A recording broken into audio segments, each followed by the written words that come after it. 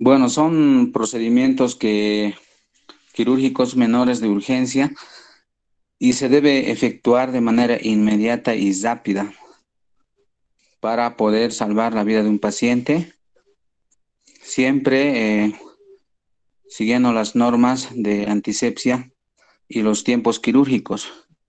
No olviden que la antisepsia, la asepsia y la antisepsia es muy importante para cualquier tipo de procedimiento quirúrgico, porque posteriormente, si no se realiza adecuadamente una buena antisepsia, el paciente puede presentar complicaciones.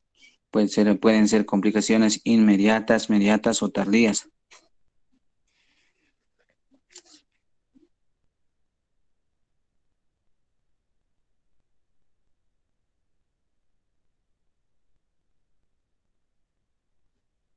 Bueno, a continuación vamos a abordar acerca de traqueotomía y traqueostomía, que son procedimientos de urgencia.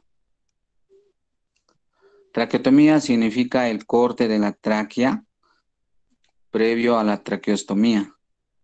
En cambio, traqueostomía es el abocamiento de la tráquea cervical hacia el exterior a través de un tubo. Se realiza generalmente cuando existe una obstrucción de las vías respiratorias superiores. Generalmente también se ve en pacientes que presentan tumores. Eh, Esta puede ser un tumor maligno o benigno, generalmente en la laringe. O también otra patología muy conocida y frecuente que es el bocio gigante. Entonces, en este tipo de patologías, lo que se realiza es la traqueostomía. Entonces, no tienen que olvidarse, definir adecuadamente la traqueotomía y traqueostomía. Son términos diferentes y procedimientos similares, pero con diferente técnica.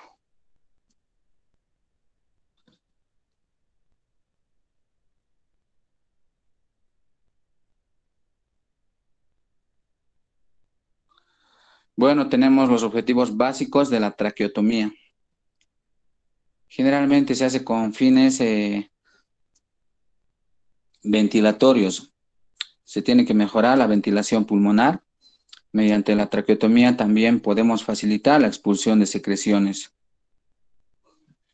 A su vez, permitir la realización de respiración artificial, aislar la vía respiratoria de la digestiva, evitando la broncoaspiración, que es una complicación que puede llevar a la muerte del paciente cuando no se controla adecuadamente la persistencia de las secreciones a nivel de las vías respiratorias.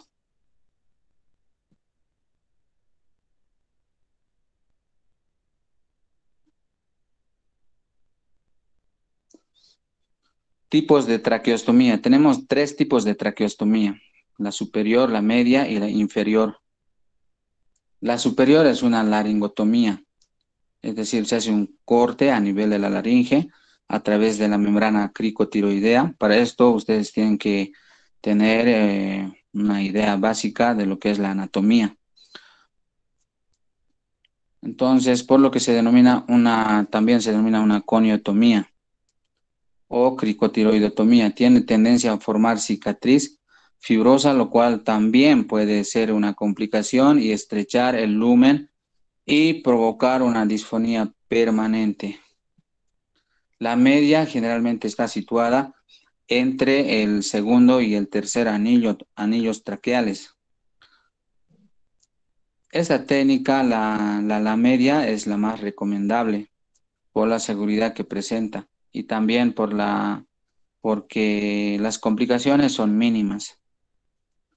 Finalmente tenemos la inferior, que está situada entre el quinto y el sexto anillos traqueales. Se realiza una traqueotomía programada por una obstrucción crónica. Como les decía anteriormente, puede ser generalmente por la presencia de tumores.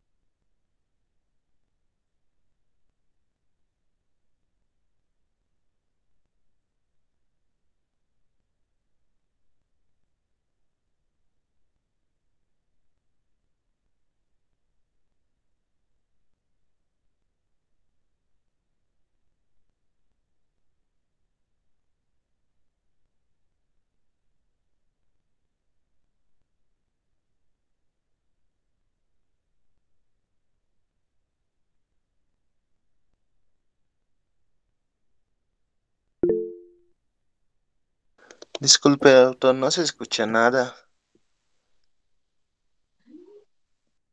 Bueno, vamos a volver a... Estaba con el audio desconectado, van a disculpar.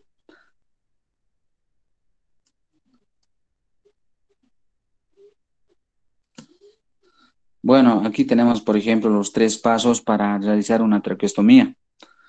Ya como primer paso tenemos, se tiene que buscar el hueco entre la nuez y el cartílago cricoides. Como segundo paso, realizar una incisión horizontal. Generalmente la incisión debe ser de 1 centímetro. Y finalmente se introduce el tubo en la incisión. Para el colocado de la cánula, esta cánula tiene generalmente la cánula que más se aplica en la actualidad es de Krishaber. Tiene una curvatura que permite adaptarse a la tráquea mediante los alerones. La misma se fija al cuello. Actualmente se cuenta con tubos de Krishaber. Generalmente el material es sintético, descartable. El diámetro recomendable generalmente es de 10 milímetros. O también se puede, tiene otro sistema de medidas que generalmente se lo maneja en French. Y el más recomendable es el de 30 French. Desventajas de la traqueotomía. Generalmente excluye el acondicionamiento del aire respiratorio, altera y hace ineficaz el mecanismo de la tos, sensibiliza las infecciones, suprime la fonación. Muchas veces no se le entiende al paciente sobre, tal vez al momento de conversar, entonces dificulta, por eso dice, no suprime la fonación.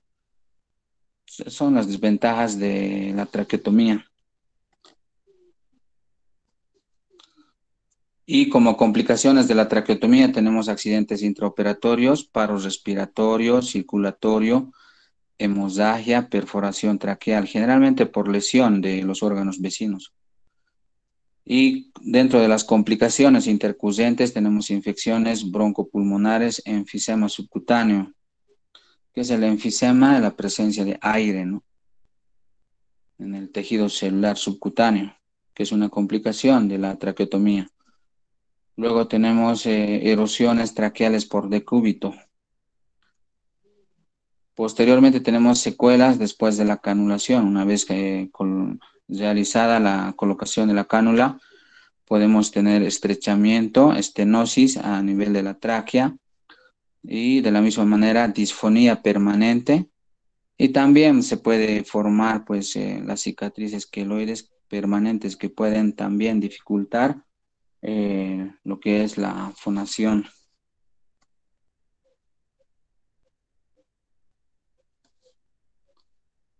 Luego tenemos otro procedimiento que es muy importante, que también ustedes conozcan, que es la toracocentesis.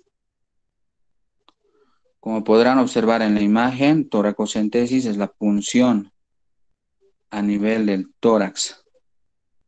Generalmente se hace en pacientes que sufren accidentes, ¿no? Puede ser un accidente de tránsito, paciente cursa con un trauma torácico, puede ser abierta o puede ser trauma torácico cesado. Ya, entonces, antes de realizar la punción, siempre se tiene que solicitar exámenes de gabinete. Entonces, el mejor estudio, por ejemplo, para realizar un estudio de si el paciente cursa con un enfisema, con un hemoneumotórax, es la radiografía, ¿ya? Entonces, para pedir una placa de tórax, siempre tienen que pedir PA, sentido póstero anterior.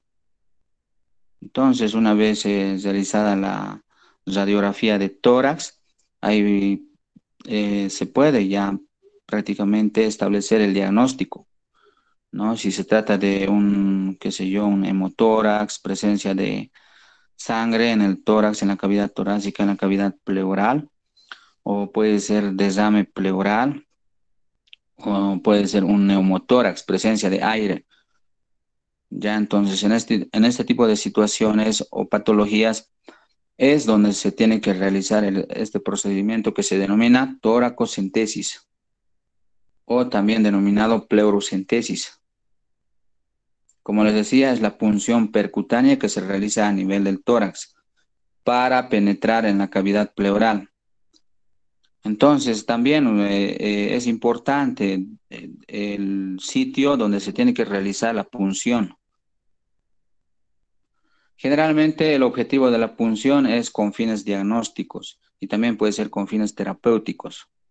¿Por qué? Porque a través de la punción se puede evacuar el contenido. Esta a su vez puede ser, como les decía, desame del líquido pleural o puede ser como en un accidente de tránsito o en un trauma de tórax, un hemotórax, presencia de sangre en la cavidad pleural.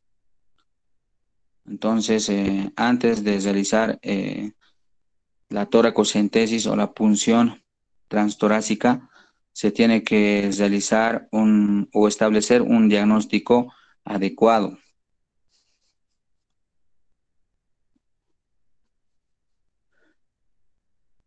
Dentro de las indicaciones de la toracocentesis tenemos, como les decía, ¿no? Desame pleural. Del desame pleural es la presencia del líquido pleural. Generalmente es secundaria a una patología, puede ser infecciosa. Ya, con frecuencia se ve en nuestro medio desame pleural en pacientes que cursan con una patología crónica que se denomina y es actualmente frecuente en nuestro medio, ¿no? En pacientes que cursan con TB, tuberculosis. Entonces, en este tipo de pacientes podemos también observar desame pleural o también puede ser por la presencia de un tumor a nivel de los pulmones. Ya, entonces, son patologías que inducen a la formación del desame pleural. Como les decía, el desame pleural se puede diagnosticar simple y llanamente solicitando una radiografía de tórax, ¿no? Entonces ya posteriormente, cuando hay duda diagnóstica, entonces se puede solicitar una tomografía de tórax contrastada con medio de contraste. Pero, como les decía, con la radiografía ustedes ya pueden establecer el diagnóstico de desame pleural.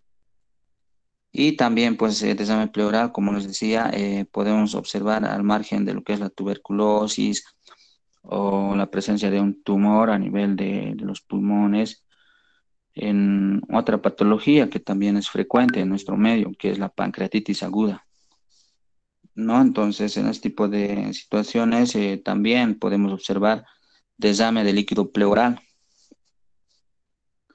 Posteriormente tenemos como indicaciones para introducir algún fármaco, algún medicamento. Entre ellos tenemos los citostáticos. Son medicamentos antineoplásicos, los citostáticos, ¿ya? Y también en un paciente con hemoneumotórax, es decir, presencia de sangre y presencia de aire dentro del pulmón. En este tipo de pacientes se tiene que descomprimir el pulmón, realizando una toracocentesis. Generalmente la toracocentesis se realiza a nivel del quinto espacio intercostal, siempre en el lado afectado, puede ser pulmón izquierdo o pulmón derecho. Y generalmente la incisión o la toracocentesis se realiza sobre la línea axilar media anterior en caso de colecciones y se realiza en el segundo o tercer espacio medio clavicular en casos de aire. Pero por lo general, lo más recomendable cuando se tenga que realizar una toracocentesis, una punción transtorácica, se recomienda realizar la toracocentesis en el sexto espacio intercostal, ¿ya? Entonces, esto ya sea en presencia de sangre, aire, la recomendación actual es realizar la toracocentesis en el sexto espacio intercostal, sobre la línea medio axilar anterior para cualquier tipo de colección con resultados óptimos. Entonces, lo que me interesa es que ustedes sepan de que la toracocentesis en la actualidad se tiene que realizar en el sexto espacio intercostal. en la línea medio axilar anterior. Ya, entonces, este tipo de toracocentesis se puede realizar, como les decía, en presencia de un hemotórax o neumotórax, presencia de sangre en la cavidad pleural o aire en la cavidad pleural. Entonces, la indicación actualmente es en el sexto espacio intercostal. Pues se pregunta de examen.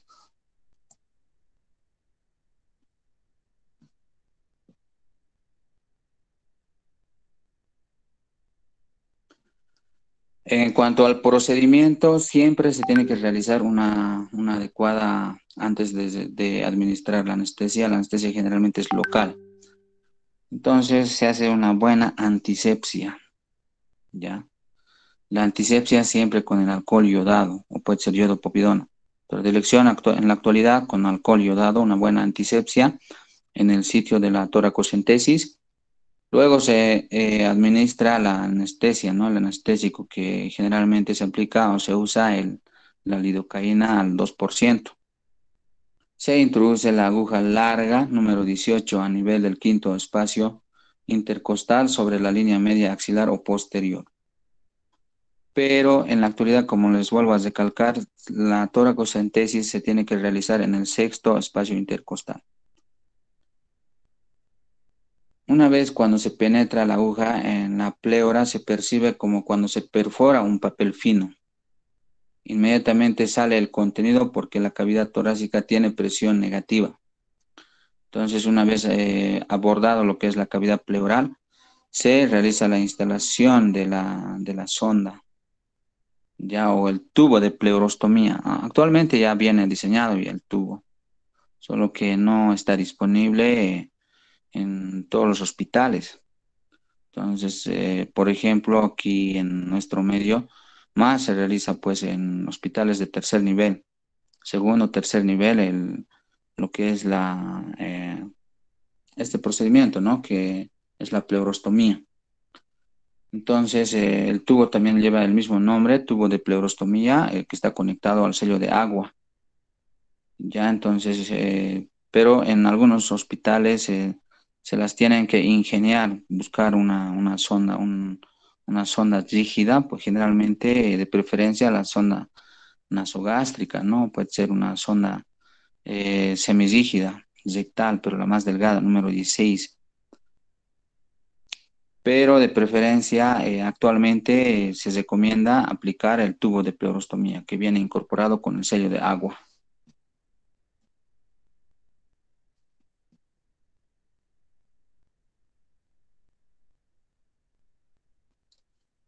Bueno, aquí, por ejemplo, en la placa, en la imagen pueden observar, ahí es una placa PA de tórax.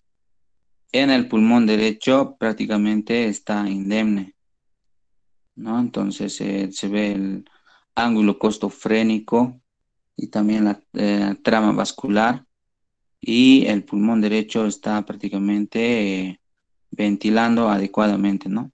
En cambio, en el pulmón izquierdo ya tenemos pues opacificaciones, una imagen radio lúcida. Entonces ya no se ve el lóbulo medio y sobre todo el lóbulo inferior, porque tenemos dos lóbulos, superior e inferior. Entonces no vemos el lóbulo, prácticamente está borrado, ¿no? El lóbulo inferior. Y en ese tipo de imágenes generalmente se tiene que sospechar la presencia de desame de líquido pleural o puede ser un hemotórax. Ya, entonces se tiene que realizar, por ejemplo, aquí, imagino que han realizado la toracocentesis en el lado afectado, es decir, en el pulmón izquierdo. Dentro de las complicaciones de la toracocentesis tenemos una infección a nivel de la piel, a nivel de la punción, una celulitis local, puede ser de una lesión de un nervio intercostal. También ahí están expuestos los vasos intercostales. Y al momento de realizar la punción, se puede inducir un neumotórax, un hematoma local por lesión de los vasos intercostales y sobre todo la sobreinfección pleural.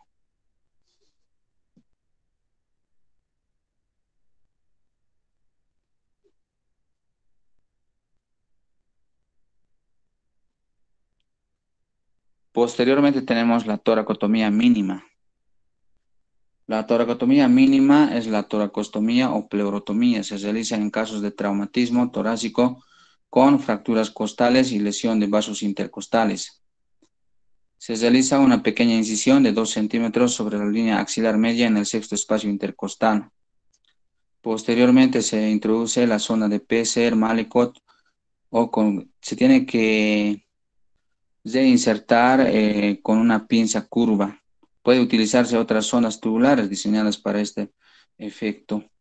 Generalmente la toracotomía mínima se realiza también en las patologías que les había mencionado. Puede ser en un neumotórax, puede ser un neumotórax. Ya, entonces, por ejemplo, cuando hay presencia de neumotórax, se ha visto buenos resultados con el solo insertar una bránula número 20. Entonces, a través de la misma se puede evacuar el contenido de aire que está dentro de los pulmones. Una vez realizada la punción para estar seguros de que ya el paciente ha mejorado y ya no cursa con un neumotórax, siempre se tiene que solicitar radiografía de control. Ya una vez realizado, por ejemplo, el procedimiento de toracocentesis, inmediatamente se tiene que pedir una radiografía de control para ver si el tubo de pleurostomía tiene una ubicación adecuada.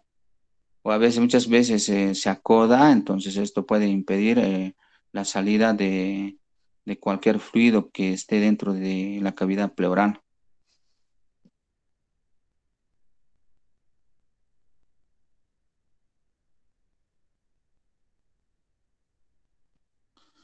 Bueno, aquí tenemos la localización de la incisión de acuerdo al contenido.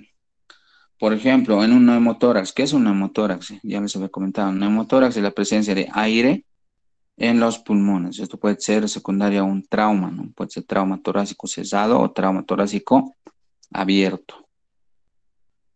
Por ejemplo, en neumotórax se recomienda hacer la incisión o realizar la incisión en el segundo espacio intercostal, en la línea medio clavicular anterior. Cuando el paciente cursa con un hidrotórax, que es la presencia de líquido dentro de la cavidad pleural, se recomienda la incisión a nivel del quinto espacio intercostal, línea medio axilar. Luego, en un hemotórax, presencia de sangre en los pulmones o en la cavidad pleural, en el sexto espacio intercostal, línea medio clavicular. En casos de piotórax, ¿qué es piotórax? La presencia de un absceso, ¿no? Presencia de pus dentro de la cavidad pleural. Entonces, se recomienda realizar la incisión en el sexto u octavo espacio intercostal, línea medio clavicular posterior. En la actualidad se cuenta con sellos de agua, como les comentaba, ¿no? Ya viene todo incorporado para realizar el procedimiento de toracocentesis o la incisión. Entonces, esto a su vez viene pues en sistemas compactos silenciosos de 3 cámaras. Ya, entonces, ahora en líneas generales, como les comentaba, ¿no? Anteriormente, se tiene que realizar la incisión generalmente cuando esta tiene que realizarse en el sexto espacio intercostal, en el lado afectado, ya sea en hemotórax, hidrotórax, hemotórax o piotórax. Entonces, la regla por norma general se debe realizar la punción en el sexto espacio intercostal.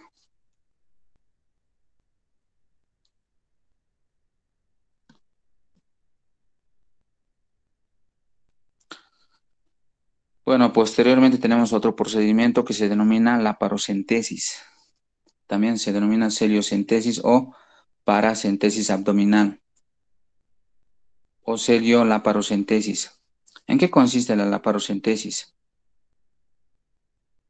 Consiste en la punción de la misma manera que en el tórax, pero esto es en el abdomen. Es la punción que se realiza en el abdomen con fines diagnósticos para toma de muestra de alguna secreción. En ocasiones la punción sirve para introducir una sustancia también de la misma manera medicamentosa. Pero generalmente en la actualidad también se realiza la laparocentesis con fines diagnósticos. o también puede ser con fines terapéuticos, ¿ya? Por ejemplo, un ejemplo les puedo mencionar, ¿no? Cuando cualquier procedimiento que se le va a realizar en el paciente es previo a los estudios de gabinete, no se olviden. No se puede realizar a ciegas, ¿no? Ya sea la parocentesis o toracocentesis. Tenemos que estar seguros de que existe alguna colección dentro de la cavidad abdominal o puede ser dentro de la cavidad pleural, dentro del tórax. Por ejemplo, hay patologías donde la ecografía nos reporta presencia de líquido libre dentro de la cavidad abdominal. Entonces, en este tipo de situaciones, pues muchas veces no sabemos si el contenido es hemático o es líquido. Como les decía, ¿no? En la cavidad pleural, en el tórax, generalmente cuando hay presencia de tumores o presencia de tuberculosis, va a haber presencia de desame de líquido pleural. Es un líquido transparente, amarillento. Entonces, una vez realizada la punción, este líquido se tiene que llevar al laboratorio para su análisis, ¿no? Entonces, ahí ya van a verificar si la causa, el origen, si es de origen neoplásico o puede ser de origen infeccioso. De la misma manera, en la cavidad abdominal puede haber desame de la presencia de líquido, pero ya no es desame pleural, sino es líquido asítico. En algún momento tal vez escucharon. Entonces, cuando hay presencia de líquido asítico, se tiene que realizar el procedimiento que se denomina la parocentesis, ¿ya? Entonces, una vez obtenido, qué sé yo, el líquido asítico, también de la misma manera se tiene que enviar para su estudio en el laboratorio, ¿no? Entonces, esto, una vez cuando ya se obtengan los resultados, se puede determinar si es de origen neoplásico o de origen infeccioso, de la misma manera. Son dos causas las causas por las que puede persistir la presencia de líquido asítico. Entonces, para ese tipo de estudio es muy necesario el procedimiento que se tiene que realizar, lo que es la parocentesis. Bueno, la parocentesis se realiza con agujas especiales largas, generalmente son, puede ser el número 10, 12 centímetros y de grueso calibre. ¿Por qué tiene que ser de grueso calibre? Porque el líquido generalmente es denso. Entonces, una vez cuando realizan la punción, si es el calibre, si es menor, entonces no vamos a poder obtener la salida, ¿no? O el contenido de líquido intraabdominal. En cambio, cuando es de mayor calibre, entonces sí, nos ayuda, nos facilita bastante para obtener la muestra, ¿no? Y esto generalmente cuando hay bastante líquido asítico, induce pues al aumento de la presión intraabdominal y el abdomen está bastante distendido. Entonces se tiene que dejar por lo menos por 24 horas y se tiene que evacuar lentamente el contenido del líquido asítico. Y esto a su vez está conectado al sello de agua o drenaje hidráulico.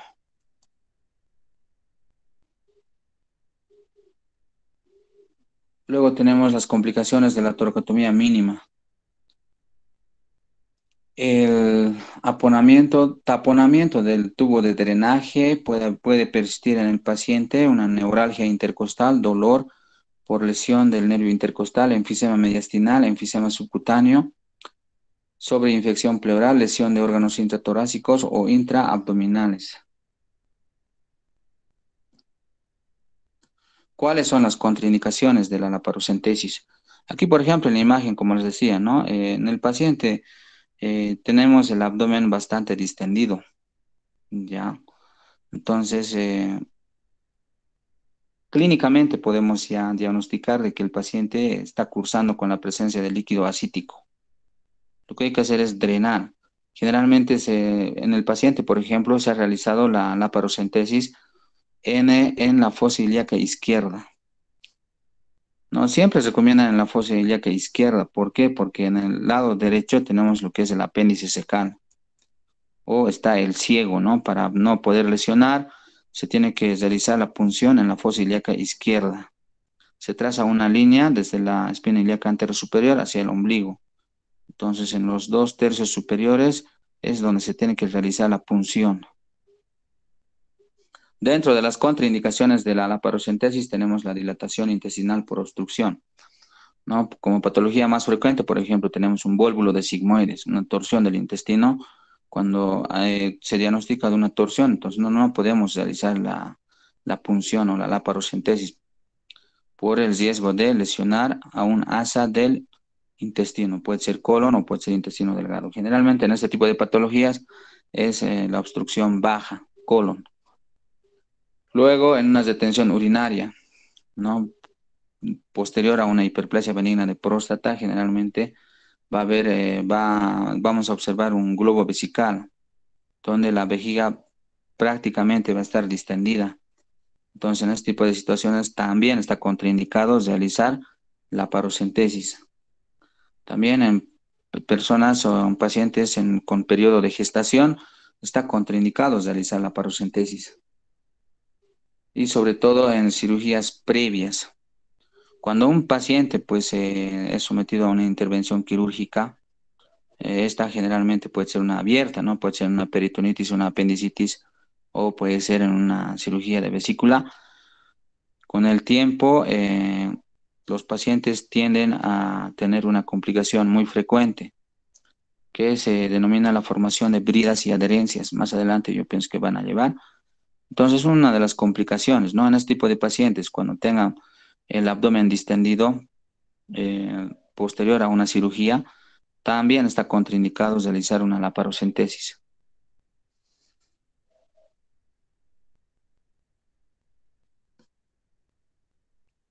Procedimiento para la laparocentesis.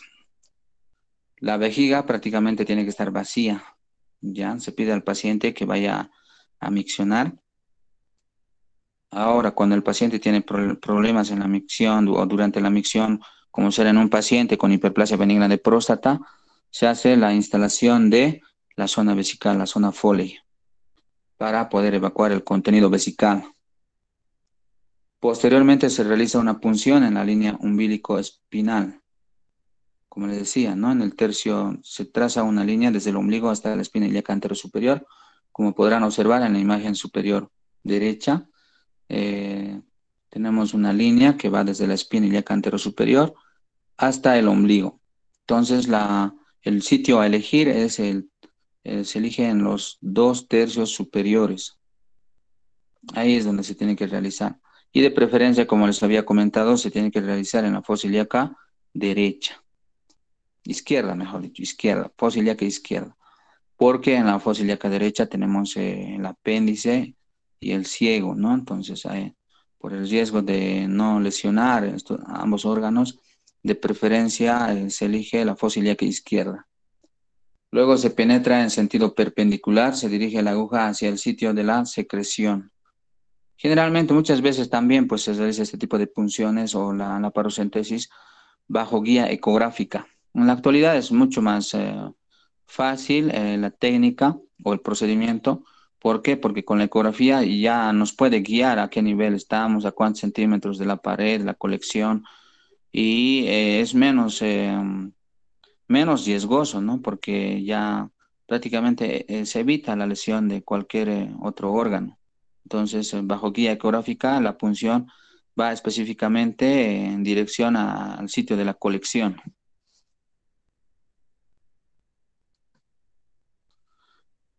Y también tenemos otro procedimiento conocido como lavado peritoneal diagnóstico. Generalmente es una prueba conjunta. El lavado peritoneal diagnóstico se introdujo en 1965, hace años, por la década de los 60, por Roth y Coles. Consiste en colocar un catéter de diálisis peritoneal a través de un trocar debajo del ombligo. La aspiración de sangre o cualquier contenido entérico constituye un lavado positivo franco. Si la aspiración es negativa, se instala o se instila 1 litro de solución salina normal, es decir, un frasco de suero, ¿no? Que sería, generalmente se administra lo que es el Zinger lactato o puede ser la solución fisiológica. Entonces se deposita 1 litro, al cabo de 10 minutos se aspira examinándose el contenido. El contenido puede ser amilasa, puede ser el líquido biliar o la presencia de bacterias. Entonces esto se puede determinar una vez cuando se toma la muestra, se envía al laboratorio. Se considera el resultado positivo para hemoperitoneo si la cuenta de eritrocitos supera los 100.000 células por ml o 500 leucocitos por ml. Pero en la actualidad el lavado peritoneal diagnóstico está en desuso. ¿Por qué? Porque hay otras técnicas que han innovado y son más sensibles para realizar el diagnóstico. Como les decía, ¿no? Por ejemplo, para cuando un paciente sufre que sea un tramo abdominal cesado o abierto y hay presencia de líquido libre en cavidad, entonces se tiene que hacer una laparocentesis. Ya, entonces, todo ello también en función a la hemodinamia, ¿no?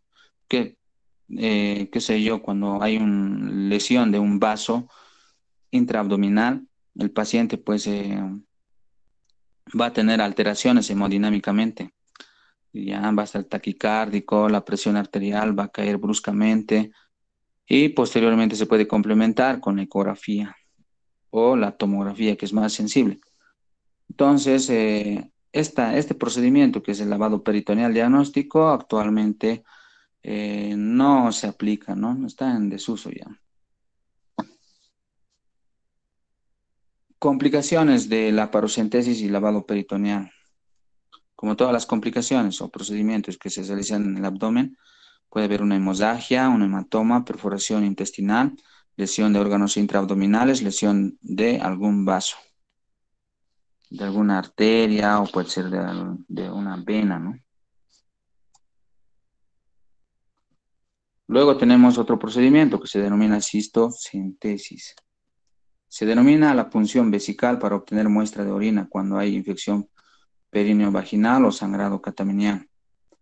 Cistostomía por punción también es otro procedimiento donde se realiza el abocamiento de la vejiga cuando hay una gran dilatación de la vejiga.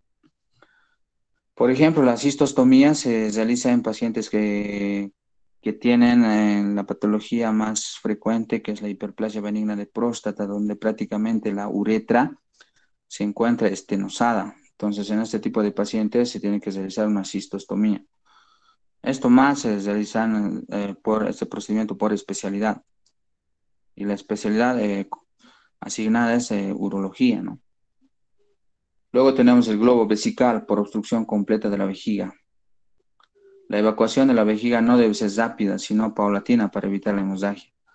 Entonces, cuando ustedes, por ejemplo, instalen una zona vesical en un paciente que cursa con hipertrofia benigna de próstata o tiene dificultad durante la micción, una vez realizada la colocación de la sonda vesical, no se tiene que evacuar bruscamente.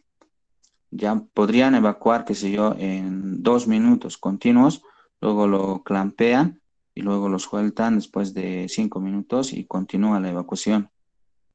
¿Esto para qué? Para evitar la hemorragia, para evitar una lesión a nivel de la vejiga. Luego tenemos las complicaciones, ¿no? Que son el hematoma, celulitis local y lesión de órganos.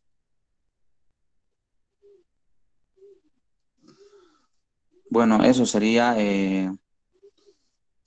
en cuanto concierne el capítulo de urgencias y manualidades quirúrgicas. No sé si tienen alguna pregunta.